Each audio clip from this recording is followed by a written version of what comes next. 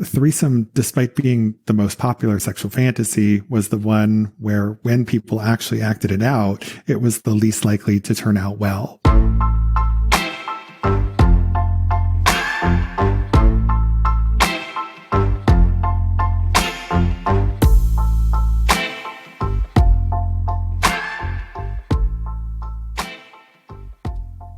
There is definitely a right way and a not so right way to talk about wanting to have a threesome with your partner. And that is one of the things that Justin Lehmiller and I are talking about today. He's a research fellow at the Kinsey Institute, blogger at Sex and Psychology, and author of the book Tell Me What You Want, which is available in paperback today.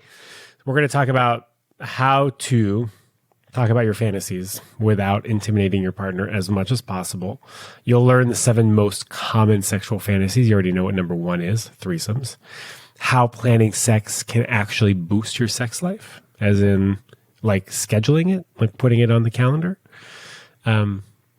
What some of your fantasies reveal about who you are as a sexual person, and how sharing your fantasies can be really, really hot. And just because you share your fantasy doesn't mean you actually want to go through with the fantasies. A lot of the fantasies that we have, we don't actually want to go through with them. And a lot of them, if we do go through with them, sometimes they can be really disappointing. So sometimes just having the fantasy, talking about the fantasy, is arousing and can bring a lot to your sex life. So that is what Justin and I are talking about today. My name is Sean Galanos, and this is The Love Drive.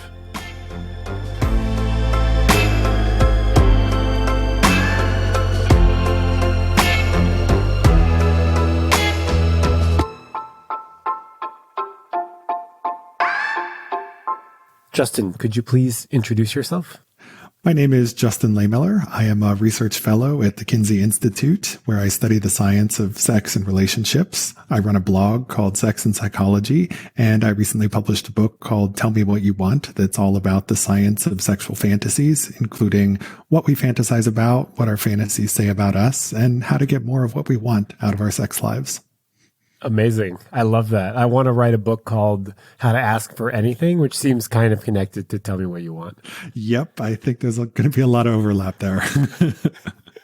So where do we start this conversation on fantasies? Like, it seems like a really big topic. So I'm curious, like, where do you want to start?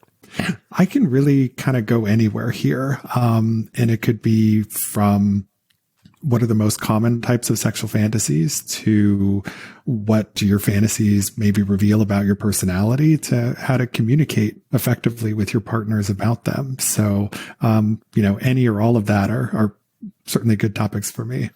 Okay, yeah, let's start with like what are the most common fantasies. I have some ideas. I'm curious what the data suggests. So for this book, I surveyed 4,175 Americans about their sexual fantasies. They ranged in age from 18 to 87. They came from all 50 states. They represent diverse backgrounds in terms of their gender, their sexual identity, their political and religious backgrounds and affiliations. So it's really a nice cross-section of the population who were reporting on what turned them on. And these people completed a 369 question survey that asked about not just their favorite fantasy of all time, but also hundreds of people, places, and things they might have ever fantasized about. And one of the things I did with the data was to take people's favorite fantasies and to look at common themes that emerged in them. And what I found was that there were really 7 distinct themes that appeared. And these themes really seemed to categorize the bulk of people's favorite fantasies. So those themes were first multi-partner sex, where it's more than 2 people involved.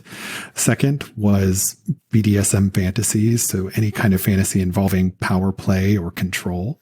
The third category was what I called novelty and adventure, where basically people are taking sex in a new direction for them. So that could be having sex in a new position or a new location in the home, or maybe going outside of the home.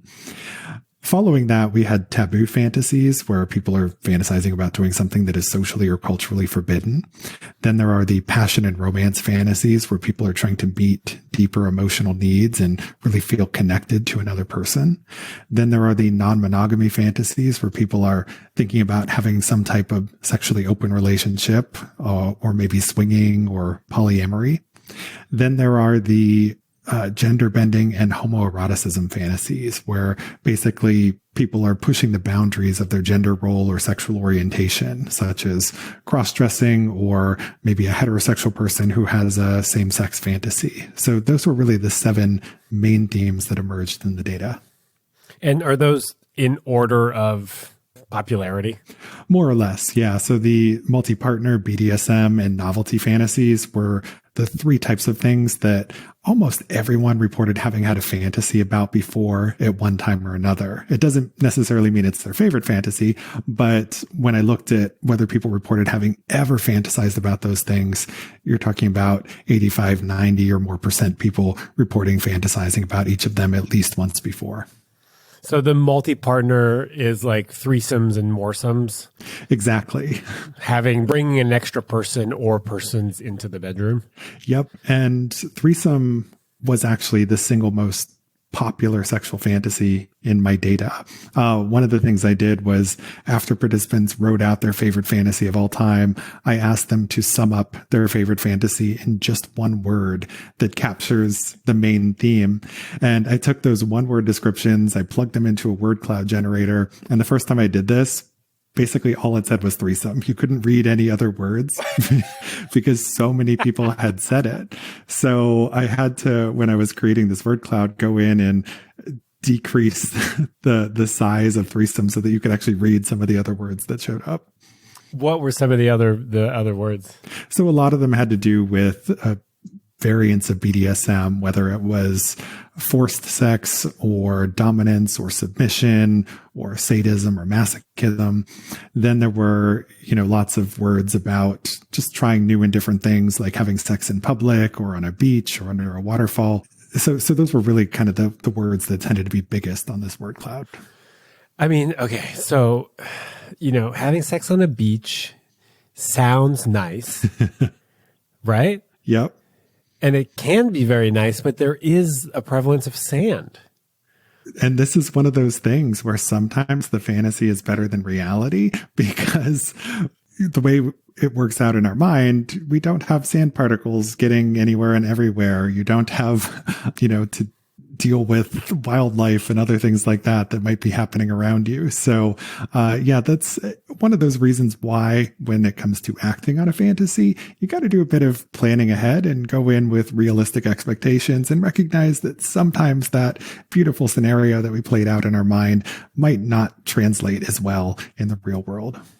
Yeah, it's sort of like taking a shower underneath a waterfall. Like waterfall, and this is like a classic Mitch Hedberg joke, but like will knock you on your ass. Right. Right. So like what we might think of as being pleasurable and like romanticize a sort of like exciting sexual adventure might actually, like, in reality not be that great. Yeah, and that's why I think it's important, when people are thinking about acting on a sexual fantasy, to bear in mind that human beings are very poor predictors of how they're going to feel in future situations. We make what are called affective forecasting errors, where basically we overestimate how positive and good we think we're going to feel in pleasurable situations. But at the same time, we also overestimate how bad we think we're going to feel in negative situations. And it's just because there's all these other variables that come into play that we can't mentally account for until we're actually in that environment. I can just imagine, right? Let's use threesome as an example. It's exciting to think about bringing an extra person into your bedroom, especially if it's the gender that you're attracted to. Mm-hmm. And also, sometimes it's worth playing the tape forward.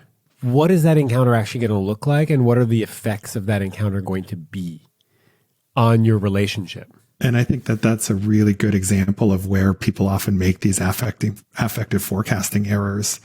Threesome, despite being the most popular sexual fantasy, was the one where, when people actually acted it out, it was the least likely to turn out well.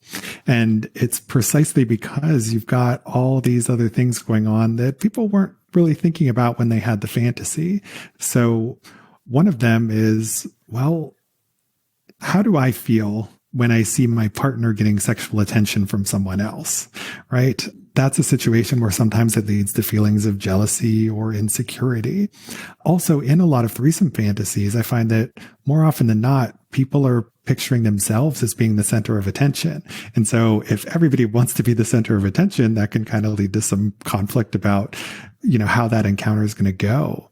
And then there's also just the fact that when people get into a group sex situation, there's just all of this hesitancy about who's supposed to do what with whom and when. And a lot of people just don't have a script for how that goes. And everybody's fantasy threesome scenario plays out in a somewhat different way. And so when you've got three people coming in with kind of different ideas for how this is going to go, you can imagine that, that's not always going to go exactly according to everyone's plan.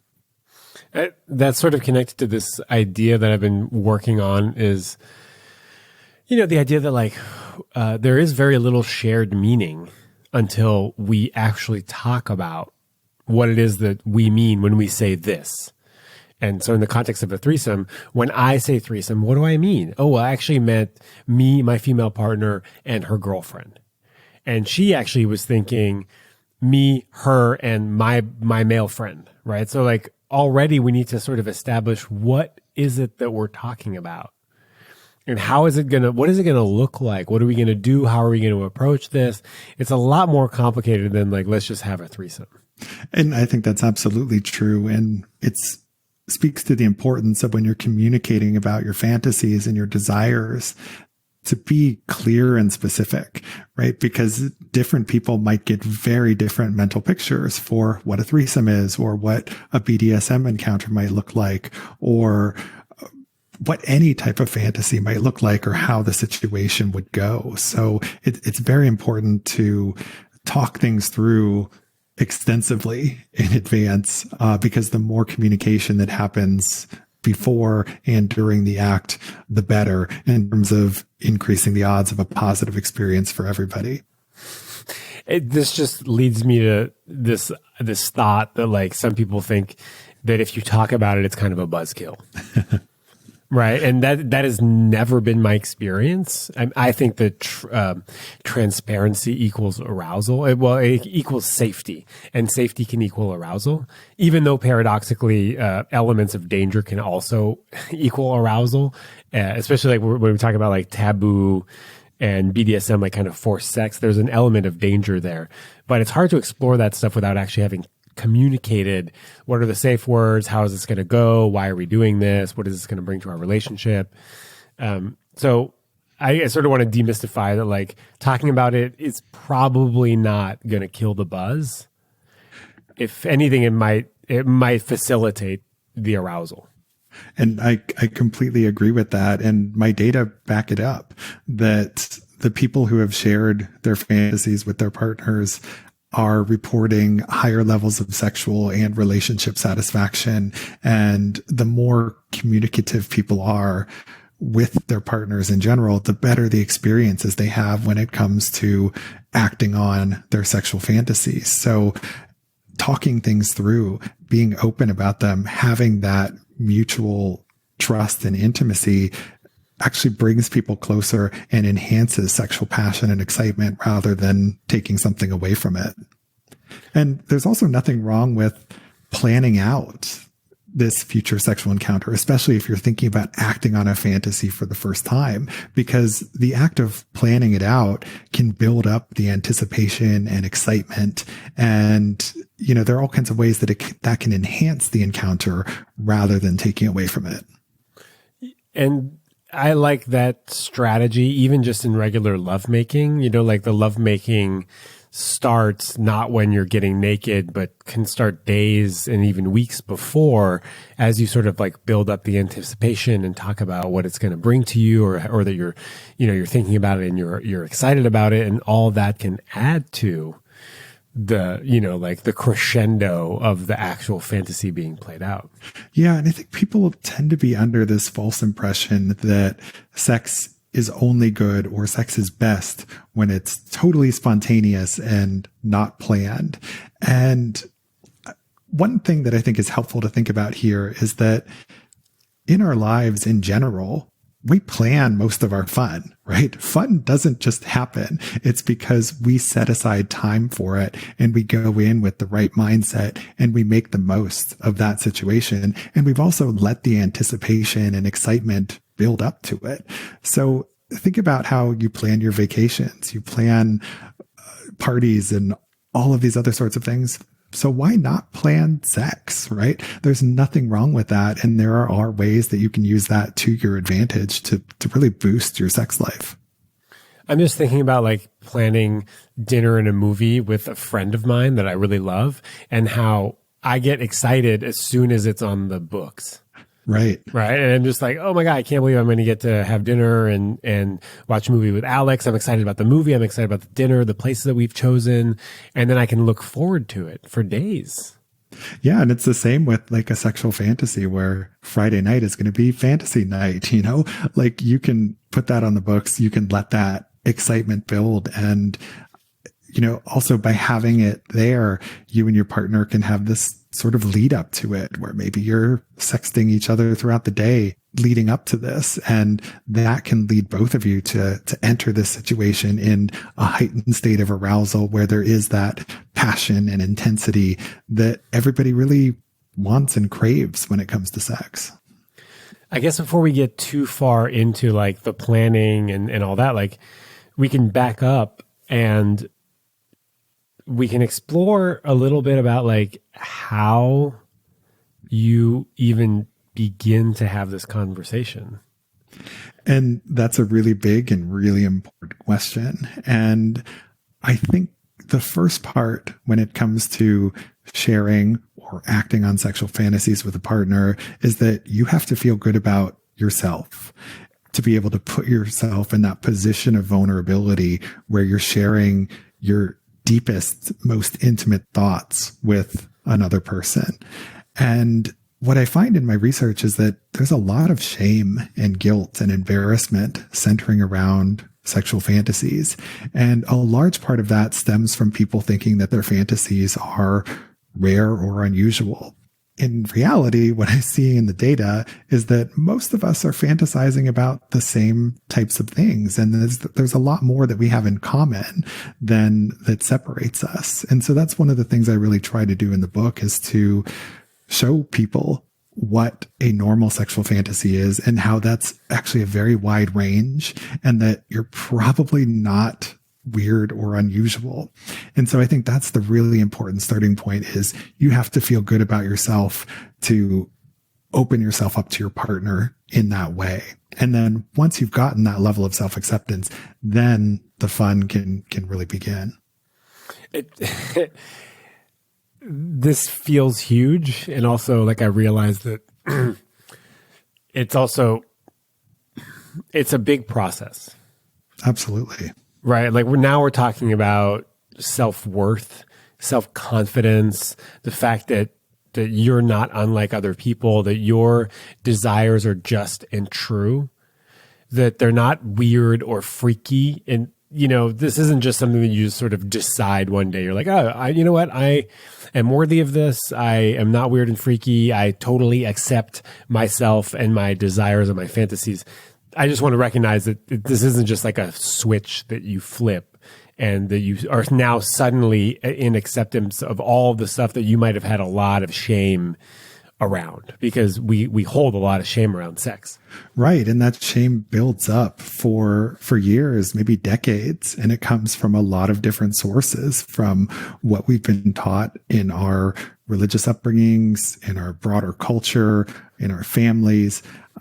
We get a lot of ideas about sex that can easily make us feel weird or abnormal, or that sex is only this one very narrow thing that happens under these very limited circumstances. And so there absolutely is a lot of important work to be done here on ourselves that can and does take some time. And so that's why when it comes to sharing sexual fantasies, you know, I get all these questions from people about, you know, how do I get my partner on board with the idea of an open relationship, or how do we have a threesome, or how do we start to explore BDSM together? You know, I get these questions all the time, and people just want to kind of jump right into it, but you got to step back and do that work on yourself first. And then when you actually get to the point of communicating with your partner about your fantasies and desires, it's starting low and going slow. You don't want to jump into your most adventuresome fantasies right away. Start at the more vanilla end of the spectrum.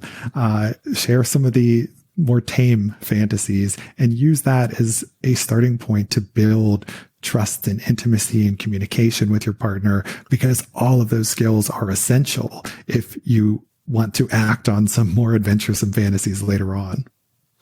Yeah, I think that trust and intimacy is built slowly over time. And a good way of evaluating whether the person that you're sharing this stuff with is safe is to do small disclosures, right? So like you said, start slow and start, what is it? Start low and start slow? Start low, go slow. Start low, go slow. So small disclosures to see how do they respond, right? And that gives you a little bit more trust in how they're responding, how they can hold your heart, how they can hold your fantasies, how they show up in the relationship. And that's exactly what the research on self-disclosure in general shows, is that it works best when it's this slow, gradual process where it's reciprocal and you say one thing, they say one thing. You do this in an atmosphere of acceptance and non-judgment. And then that lets the trust build. It lets the intimacy build. And it's really from there that you can progress into the really exciting fantasies that you've always had and have been too afraid to share with someone. So I wouldn't just be like, hey, baby, I really want to fuck your boss, Susan. Probably not the best approach, you know? Especially if that's what you want, there are different ways of going about it. And we're also not promising that you will ever get to fuck your boss, Susan, or your partner's boss, Susan. Yeah. And this is also one of those things where when you're sharing a fantasy, you got to think about how you're framing it to your partner, right? So if you tell them that you want to have sex with their boss or their best friend or someone else, that could easily lead someone to feel insecure and threatened. And so you have to think about, what are your partner's emotional response is going to be, and how can I validate my partner as I'm sharing my sexual fantasies to make it clear that I'm not trying to replace them and that we're using this as an opportunity to build intimacy and trust between us rather than to push us apart. Okay, I think that's key here. We are having these conversations so that we can be closer together. Yep. I can let you in on things that I've been thinking about, that I'm fantasizing about, because I want to bring you into those fantasies, not because I want you to sit aside while you watch me do this thing. Although that might be one of the fantasies, and that might totally work within the scope of your relationship. But the underlying motivator is connection and closeness with your partner. And I think that's really a beautiful way of framing it, is that you're bringing them in this process. You're letting them in on a secret that maybe they've never shared with anyone else. And that can be really powerful as a tool for bonding. Yeah, it's an intimacy builder for sure. Yeah. So, okay, I'm still a little unclear. How do we even start this conversation? I have some ideas, and I've actually done a little bit of this in my current relationship, and I'll kind of share with you how I clunkily did it. But I'm curious, how can we do it a little bit more tactfully than the way I probably did it? So there's all kinds of ways to start the conversation, and you kind of have to figure out what your comfort zone and level is there.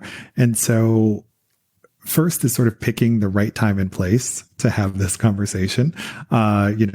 Maybe not at the breakfast table, maybe not when you're out at a restaurant at dinner where other people could overhear. So it's, picking a time and place where you've got some privacy, ideally where you're both already sexually aroused. So maybe after you've watched an erotic movie together, or after having a long makeout session, because what the research shows is that when we are in a heightened state of sexual arousal, our disgust response lessens.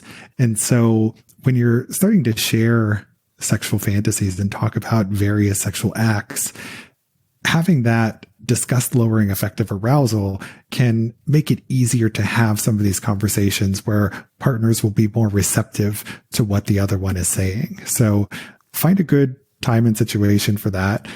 Some people might consume a little bit of alcohol beforehand because alcohol is an aphrodisiac, but it's, figuring that out for you.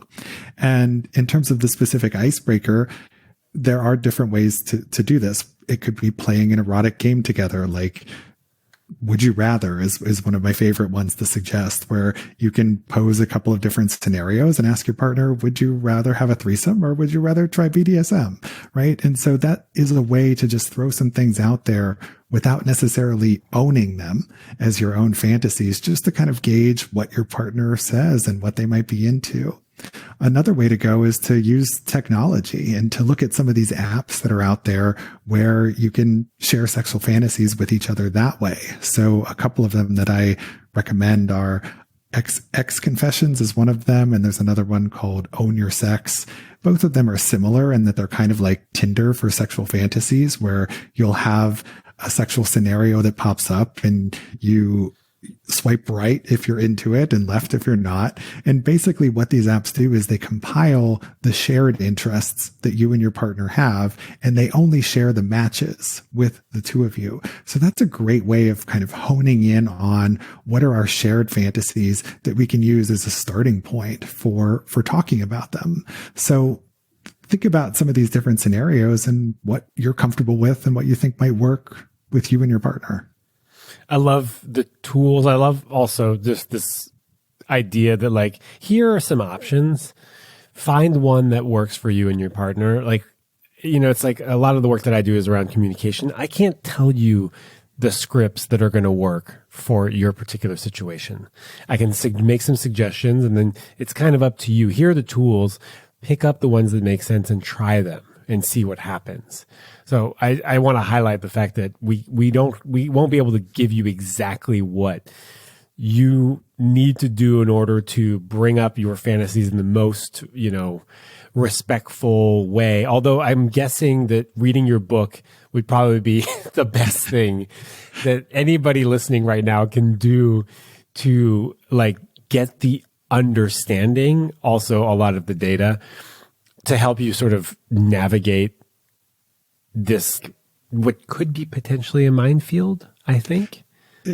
Human sexuality is always this potential minefield, and there is never a one-size-fits-all solution that any sex therapist or sex coach could recommend to people that's going to work for everyone, because every person, every relationship, every sexual fantasy, these things are all unique. And so you got to figure out a bit on your own what works for you and your partner based on your own personalities and communication styles. And so it might take a little bit of trial and error and experimentation before you figure out what works well. And that's okay. Just remember that relationships and communication, it's all this process, and you just kind of have to figure out what's right for you.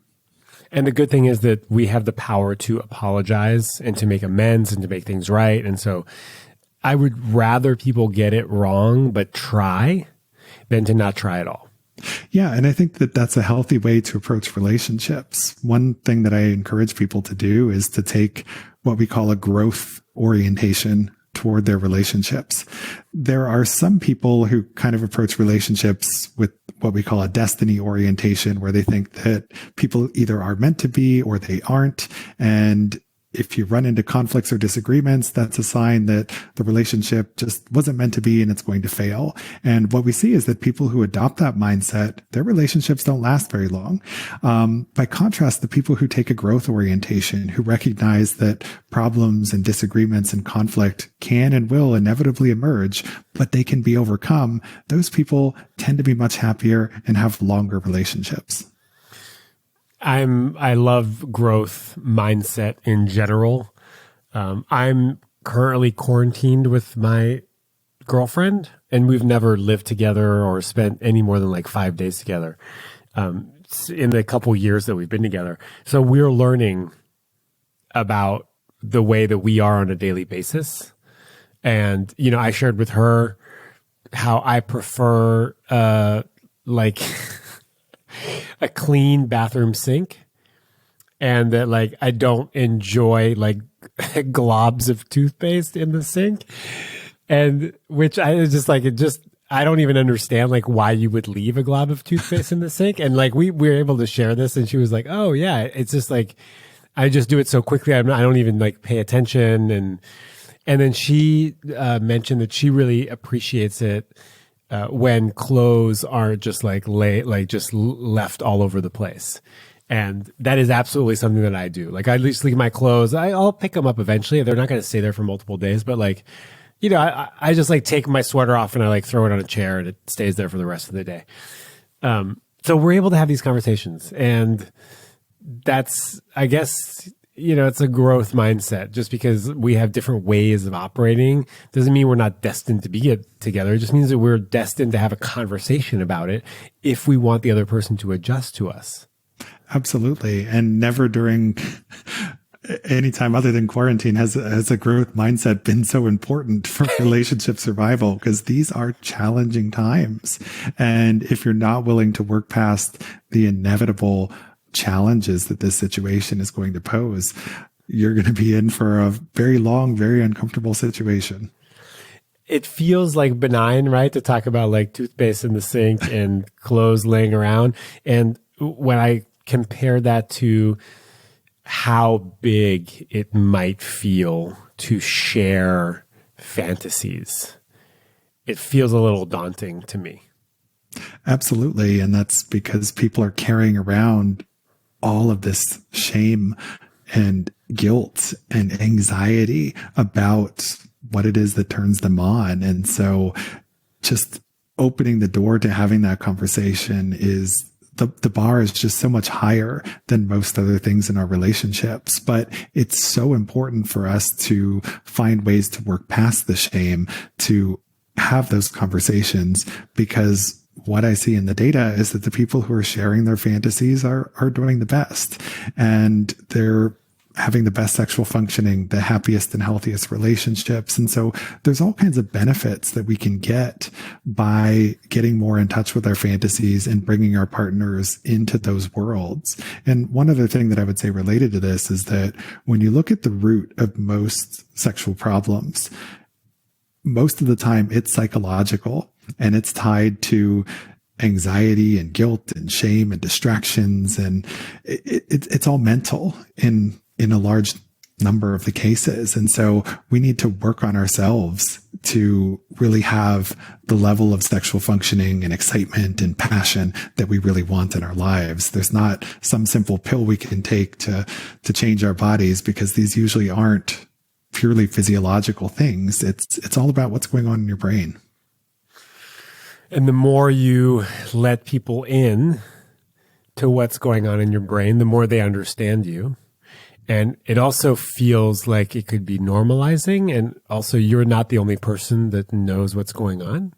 Definitely. And that's one of the real benefits here, is that when you can share this fantasy that you've had for a really long time, and your partner sees you and accepts you, maybe even wants to go a step further and explore that fantasy with you. I mean, just think about how validating that is, and also how exciting it is to take this thing that's been private for so long and really formally have a chance to express it, and to celebrate it, right? This process can be very cathartic in a lot of ways. I like what you said. They can, you know, you could share with them the fantasy, and they might even be willing to explore it, which means that there's a possibility in which you share your fantasy and it is not explored. It remains a fantasy, but it's not a fantasy that no one else knows about. When it comes to fantasies, sometimes people want to act on them and sometimes they don't. Now, if it's their favorite fantasy of all time, I find that for most people, that tends to be a desire. About 80% of my participants said that they want to incorporate their favorite fantasy into their sex life at some point in the future. But only about 1 in 5 of my participants had ever done it before. So there's this really big gap that we're seeing between fantasy and reality, where a lot of people want to take those fantasies and really express them in some way. But what people have to recognize is that there are potential rewards of acting and sharing our sexual fantasies, but there are also potential risks that come along with them as well. And so there's a lot of planning and forethought that has to go in to the equation when we're thinking about actually taking a fantasy and acting on it. Sharing it with a partner is one thing, but going that extra step and turning it into reality is a whole other beast. And I see in the research that the link between sharing fantasies and sexual and relationship satisfaction is stronger than the link between acting on sexual fantasies and sexual and relationship satisfaction. And that's because acting on it is just where you start to run into more potential risks for things to go wrong and for fantasy to not live up, or for the reality to not live up to your fantasy. So are you saying that the sharing the fantasy can be connected to a greater increase in satisfaction, in relational satisfaction, over actually acting out the fantasies? So that's what the research seems to suggest. And I think it makes sense because sharing the fantasy is building the intimacy through that process of self-disclosure and can increase trust and communication. But acting on it, like we talked about with, say, the threesome fantasies, people get into those situations and realize, oh, maybe this isn't for me after all, or that's just not what I expected for this encounter. Yeah. Or, it broke the relationship. Seeing my partner sleep with somebody else, I was overcome with just too much and created the end of the relationship. And that does happen sometimes. But what I see in my data actually is that more often than not, people report that acting on their fantasy does turn out well, that it lives up to their expectations, and further, that it brings them closer to their partners. So more often than not, people seem to be doing well when they're acting on their fantasies, but that's not true across the board. It depends on the type of fantasy. It also depends on the personality traits of the partners involved. So for example, I find that people who are more extroverted, people who are higher in the personality trait of agreeableness, which involves having more care and concern for the well-being of others, these types of people report better experiences acting on their fantasies. And by contrast, people who are high in the trait of neuroticism, which involves not dealing well with stress and having some more emotional instability, those individuals don't do as well when it comes to acting on their sexual fantasies, which makes sense because you're trying something new, and trying new things is stressful. So if you're not somebody who deals well with stress, maybe you don't want to go that extra step of acting on your fantasies, or maybe you just want to take it really, really slow. Yeah, those are both two great options. If you are someone who is more likely to experience stress or anxiety when trying new stuff, either don't try it or go really, really slow.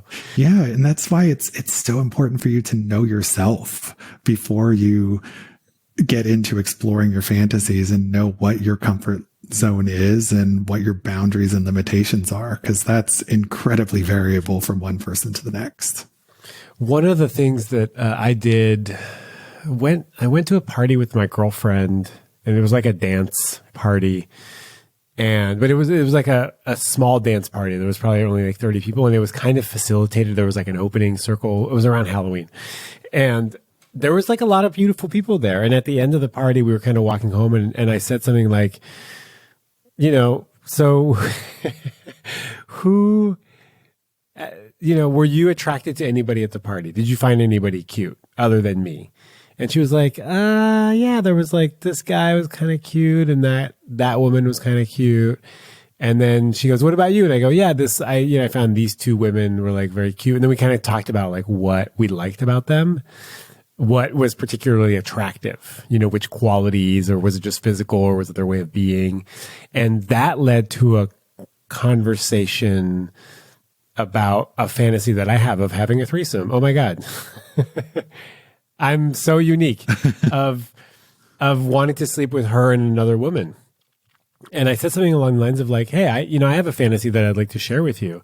And she said, oh yeah, what's that? And I go, I would really like to one of these days, perhaps, maybe, have sex with you and another woman. And she was like, oh, wow.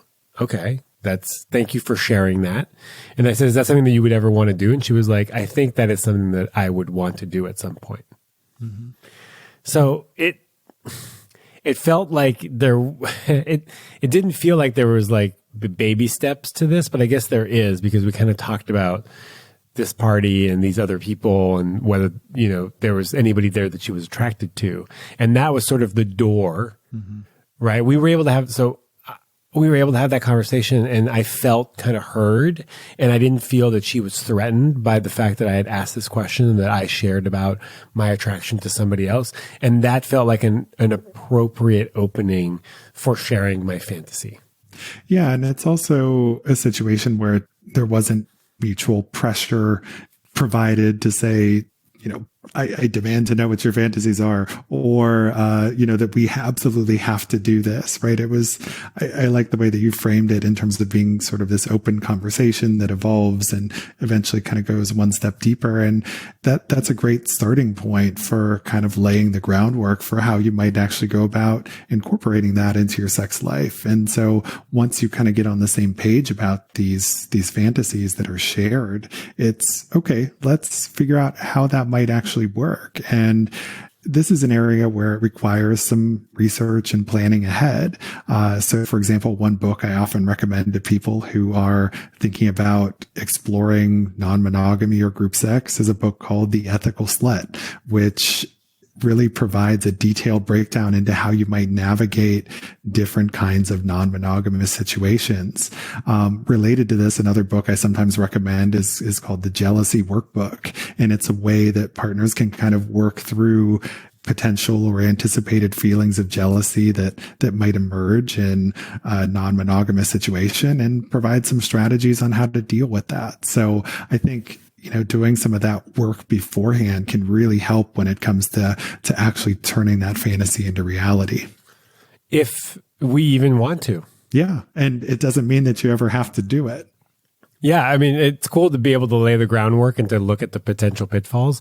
What I've found that's really interesting and fun is, since I've shared that fantasy, now we have sort of a habit of saying, hey, I have a fantasy I'd like to share with you. Mm-hmm. And then she would go, yeah, oh, okay, go ahead. And vice versa. So now we're like actually sharing more about our fantasies, but we haven't gotten any closer to planning any of them, other than the fact that we're just sharing them. And it's actually incredibly erotic. Yeah. To share that kind of information. And sometimes it becomes fodder for our lovemaking. And sometimes during the lovemaking, we'll share fantasies about things that we want to do, or that we could do, or that we've thought about doing.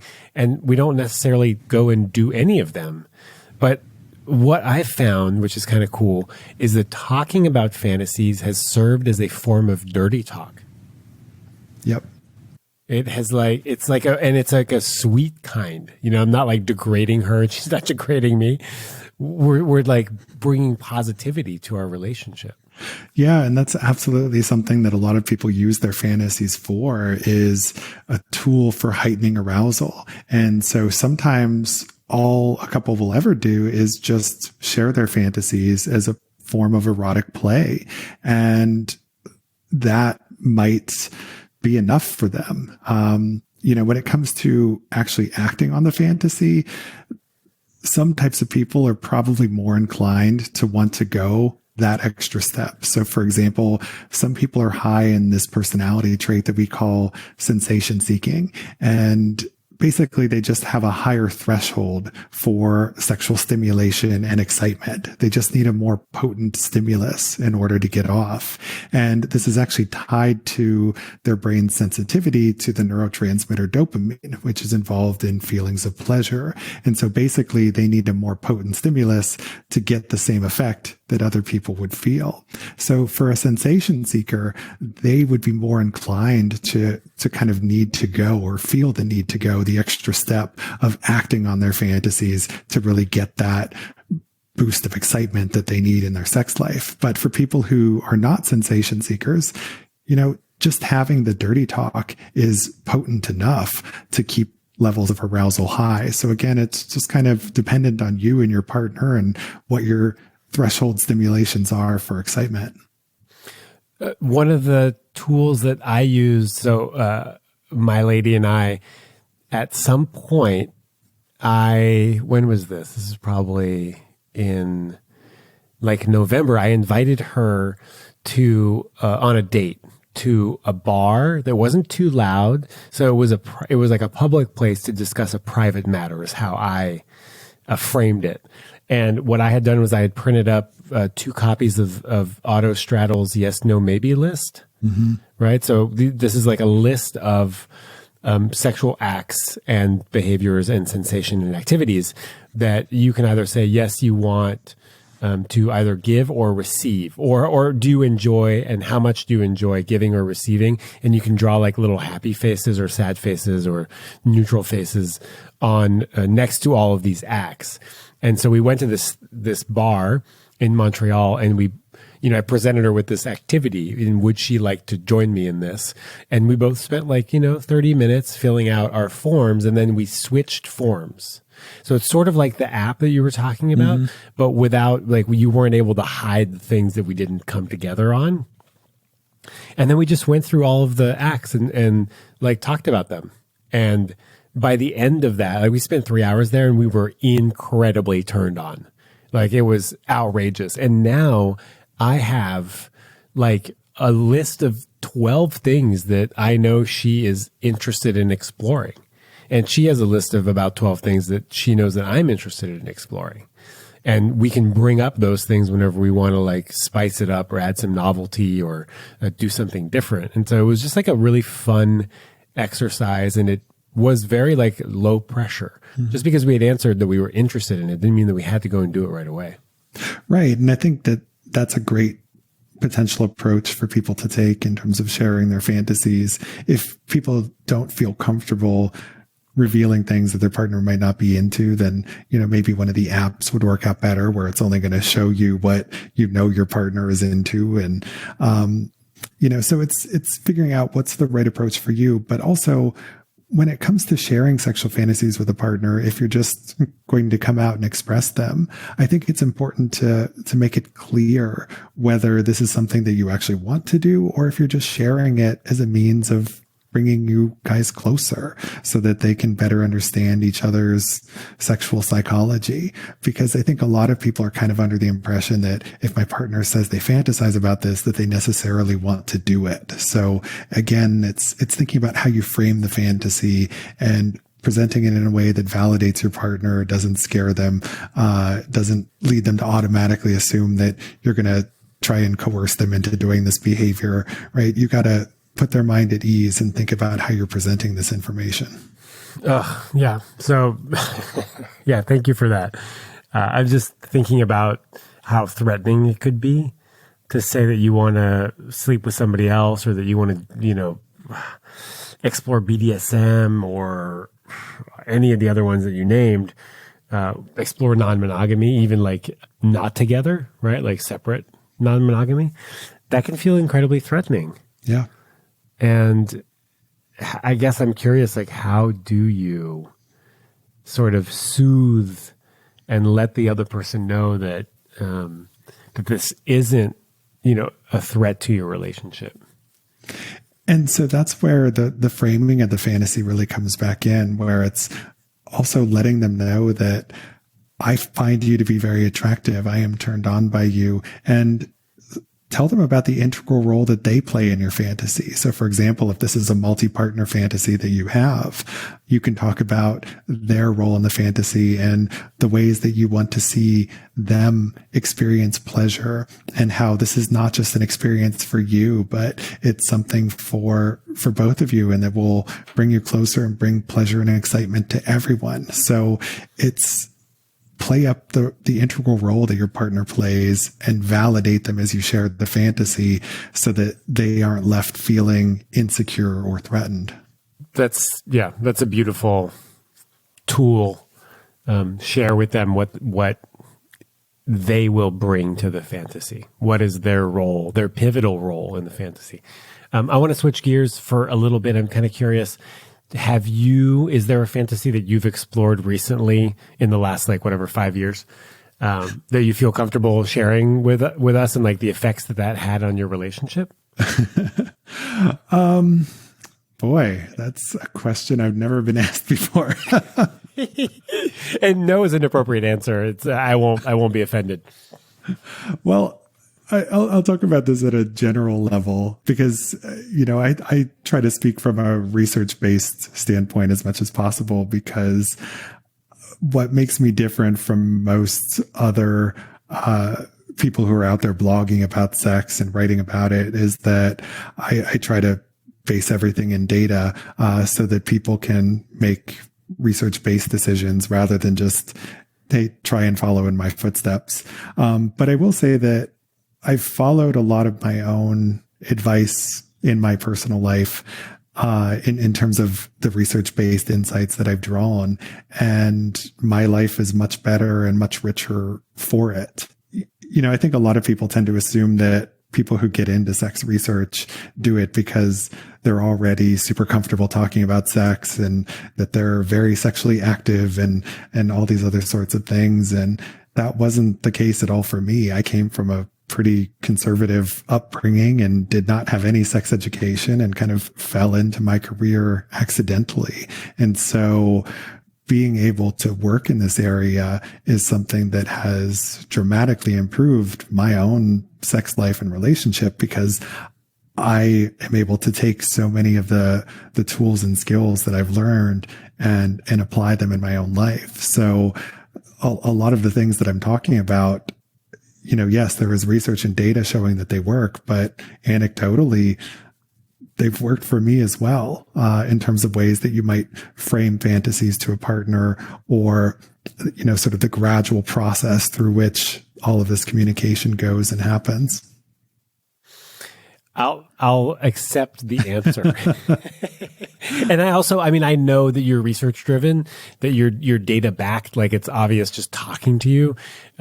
And also the way I relate with people is like sharing personal experiences. And so I'm always curious about the like experts, the like experts that have a lot of data and a lot of research, like what's going on in their life. And I also totally respect the fact that like, that's not who you are. So thank you for sharing that. Thank you for replying in the way that you did. It's very much in character and I appreciate it. I think, hold on, let's see. Okay. Yeah. I think this is a good spot. I don't want to overwhelm people.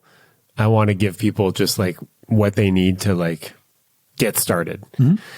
So where can we find you? Where can we find you?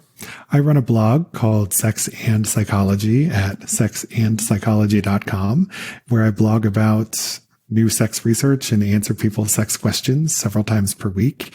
You can also find links to all of my social media channels, my books, and other works, and just keep up to date with the latest sex research and education. And how can people work with you?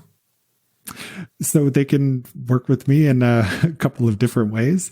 So if people want to participate in sex research, there's a page on my website for sex studies, and I post links to my own studies there, as well as sex studies being run by researchers all over the world. So if you want to make a contribution to the science of sex, you can work with us in that way. Oh, awesome. And final question, what does love mean to you? Boy, that is a big question. And, I guess I would have answered that differently at a different point in my life. And, as a researcher, I think my view of that is something that is very much informed by the work that I've conducted. And I think that love, like everything else, means different things to different people. But to me, based on my accumulated life experiences and the work that I've done, it's really mostly about accepting somebody for who they are, flaws and all, and recognizing that you're not always going to see perfectly eye to eye on everything, and that's okay. And I think so much of love, and such a huge part of it, is just having respect for the other person, to allow them to be who they are, and to recognize that it's okay if they want some things that are different from you, and to learn how to be happy seeing them being happy. That's beautiful and perfect. And thank you so much for your time and your wisdom. Thank you for having me. It was my pleasure.